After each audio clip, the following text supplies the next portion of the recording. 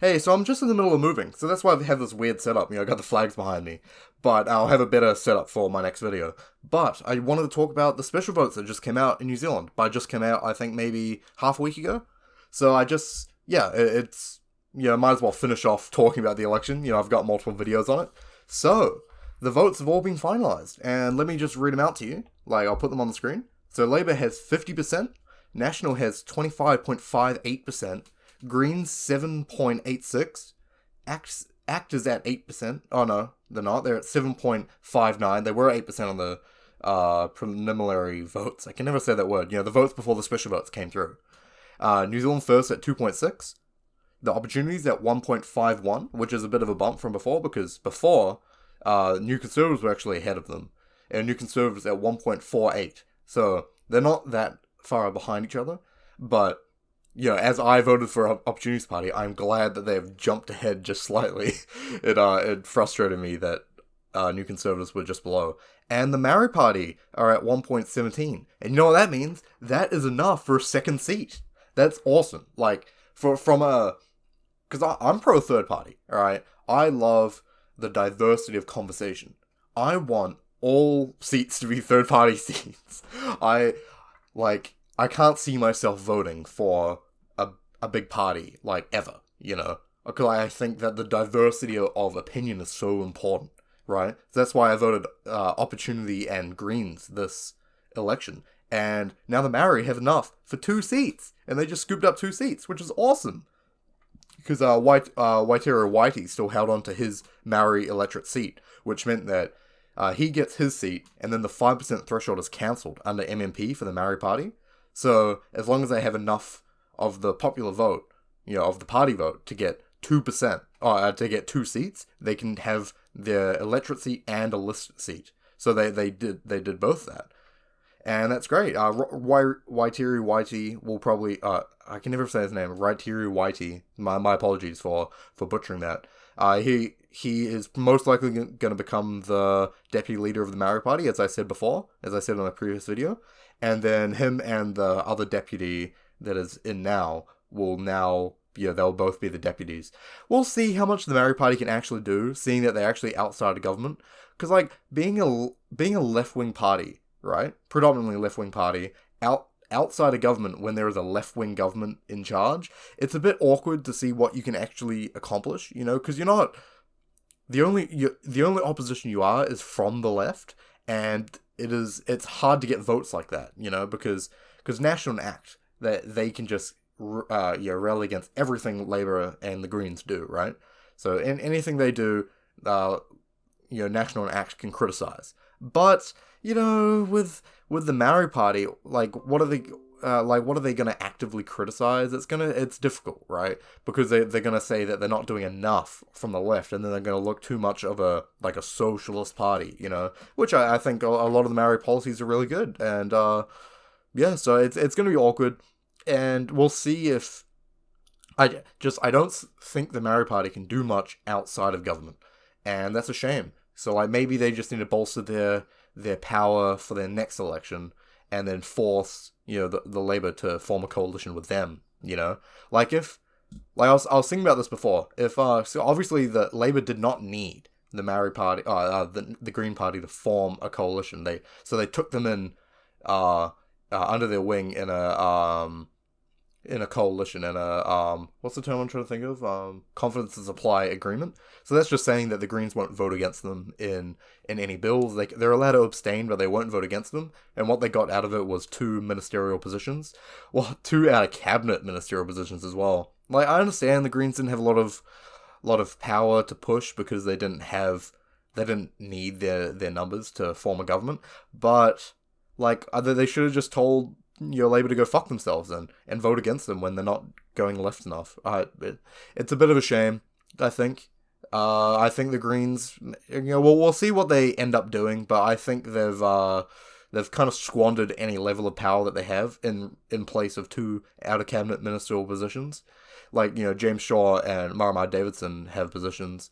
Marama is the minister of, like violence against families, and James Shaw is the Minister of Climate Change. Not even the Minister of the Environment, of just specifically climate change. And then he's the Deputy Climate Change, the Deputy Environmental Minister as well.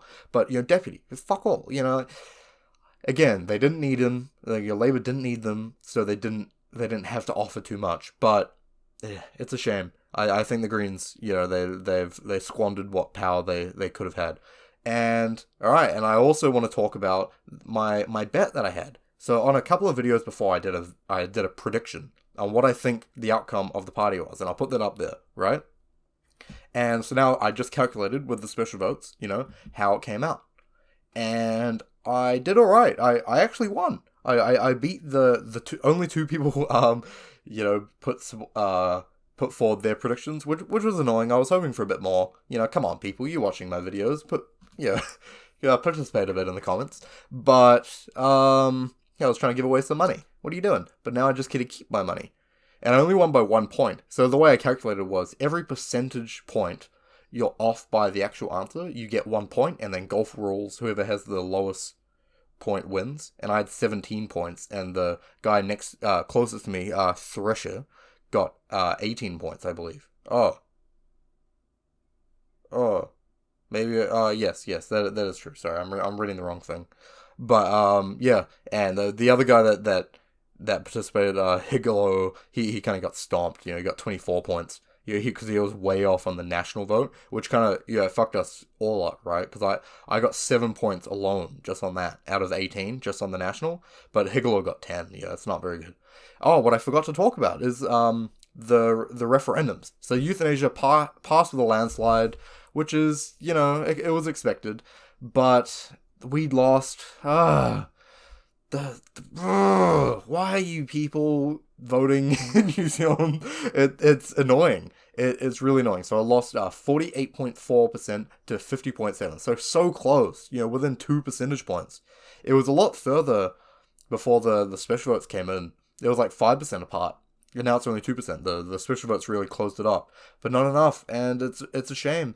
I'm one for democracy and I'm one for referendums, but because I am so sure that legalizing weed is what's best for the country, that I would want the government to pass it anyway, even though it's not very democratic.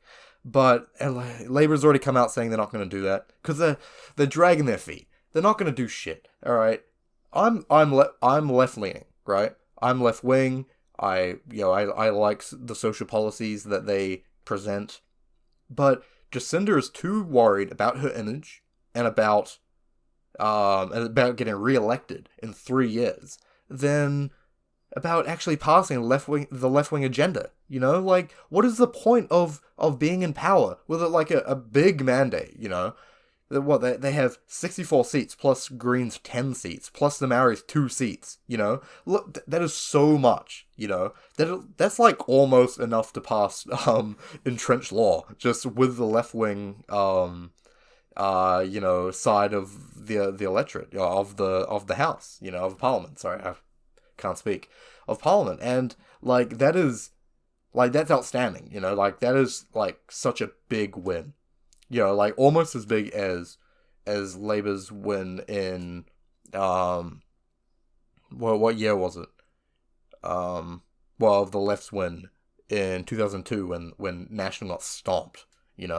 But. It's alright. So we'll see what Jacinda does, because let's list what she's not going to do. She's not going to do a weed. She's not going to legalize weed, right? Or even she's not even going to decriminalize it. All the evidence shows that at least decriminalization is the way to go. But it's because it shouldn't be a criminal issue. We'll probably talk about this more on my podcast coming out this weekend, so watch that when it comes out. But what else is she not going to do? She's not going to do a capital gains tax. Something that the left has wanted to do for so long. Put a capital gains tax into New Zealand. Something that the rest of the world has. I feel like I'm a Democrat in America going, we want universal healthcare. everywhere in the world has universal healthcare. Let us have it. And I'm sitting here for capital gains tax. It's like America has a capital gains tax. It, just like, it's so stupid. Like, I think people are too worried that their houses will be taxed in it. But any capital gains tax proposed by the Greens and Labour would not, like, tax the family home. They would separate the family home from that. Even though I don't even necessarily think it should. I think there's a lot of nuance in that. I think the Opportunities Party, their concept for it wouldn't exclude the family home. Whereas the Maori Party, I remember, I can't remember her first name, like Marama Fox or whatever. You know, she was the former leader of the Maori Party, and she proposed. They were proposing at the time that the capital gains tax would exclude your first 3 homes because. They argued that in New Zealand people invest their money into housing to rent out houses, and then that will be used for your retirement in the future. So that's your retirement investment. So we shouldn't be taxing your retirement investment. So we shouldn't be taxing your first 3 houses, the one you live in, your 2 rental properties, which I think is ridiculous because the fact that we expect people to have a family home and 2 rental properties is the whole reason we're in a housing crisis. The reason we don't have enough houses. Obviously there's foreign buyers and foreign speculators and all these things, but the reason we don't have enough houses is because everyone thinks that housing is the special investment that we can just have. This is not what I'm talking about. I'm talking about the referendums. I'm talking about the election. So it's great that the Maori Party scooped up 2 seats, even though I don't think it's gonna happen. Top, didn't have a good showing. I thought they might hit 3%, but no. And their leader just dropped out. Jeffrey Simmons just quit. And, I think that is going to fuck the party. I understand, Gareth Morgan dropping out in 2017. It didn't seem like he wanted to be the leader of that party forever. He just wanted to set it up and be a founder. But, Top's not going to get anywhere if it's going to just keep dropping its leader every year, every election, and it needs to have a stable leader. So whoever takes over from Jeffrey Simmons, I hope they stick around. Because in 2023 they're gonna have the same turnout. They're gonna crack 2% maybe, and it's they need to have a long-term strategy. They need to. I think they really need to get a very popular person from another party, or a popular celebrity, or, someone like that, to run an electorate for them, right? So get a popular MP from another party to switch to the top party, to run an electorate, and then, so they can win an electorate, and then, so they don't have to hit that 5%, because it's so hard for a new party to go towards that 5% threshold. And that's why, I love MMP, but I think the threshold needs to be lower. I've been thinking about doing a video on this, but because 5% threshold is so rough, because you have to convince 5% of the electorate, 5% of the voting base, to vote for your party, but they have the fear that they're going to miss out on their vote, because if they don't hit the 5%, their vote is thrown out. It's thrown in the bin. All the votes for the New Zealand First, for Top, New Conservatives, for, the Legalised Marijuana Party, for the Advance Party, for the Vision Party, they were all thrown in the bin. All those votes. And it's kind of gross. It's kind of gross the way that's set up. I love MMP. I love our Westminster Parliament. I think it's great. But the fact that our threshold is so high, and the fact that we just throw out all these votes is gross. I think, maybe you should be able to give your votes to another party specifically. So, the way it functions now is your votes are divvied out to all the parties, pretty much. So, proportionally to their vote. So then, Labour will just increase, National will increase, ACT will increase, Green will increase, and Maori will increase. But, now I think... So, give an example, right? So, Top came out and they endorsed Maori candidates during the election. So, I think that Top should be able to go, our 2% or our 1.5% should be able to go to the Maori Party. We're going to give it to them, and the Maori Party could get a couple more seats out of that. I think, the New Conservatives should be able to go, we're going to give all our votes to the National Party, and so on, right? And I think it's a good way so your votes aren't wasted. So if you don't hit the threshold, your votes should be able to go to a party with similar values.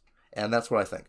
other than top, stealing a MP from another party or, running someone a lot more popular in the electorate, they should do a formal coalition with Maori, similar to how, what's it called? The Mana Party and the Internet Party got together. I know it's not a great example because both of those parties were dog shit and they didn't get anywhere, but,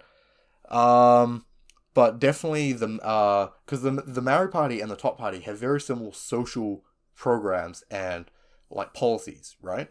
And I think where they disagree is specifically the Maori policies. So specifically the policies of like we should have a Maori health board. We should have X amount of increased expenditure for Maori and things like that, right? But when it comes to their general policies of increasing the minimum wage and Maori indicated that they would be pro a universal basic income, all these things. So I think they could do a formal coalition together, right? With the Maori Party focusing on the Maori electorates and Top vote focusing on the broader campaign, on the party votes and on certain electorates like the one down in Wellington, Oriki, I believe it's pronounced, Peter Dunn's old seat, and, Auckland Central maybe, Chloe Swarbrick still held on to that, meaning that I think, Greens are probably going to hold on to that seat for quite a while, but then I think that will also make it that that seat could be in contention for another third party, because if voters there understand that their vote matters so much that they could give their vote to a third party, then maybe they could give it to the Top Party. As an example, I don't like. I'm really simping for the Top Party right now. Like, I am a member of the party. A donor. I could see myself, joining the party in some capacity next election. Maybe run an electorate. That could be fun. I should look into that. But I'm pretty young though. I'm only 21. I'll be like 24 in the next election. But like, I'm not qualified to be an MP, but it would be fun to be able to run and increase the what's the term?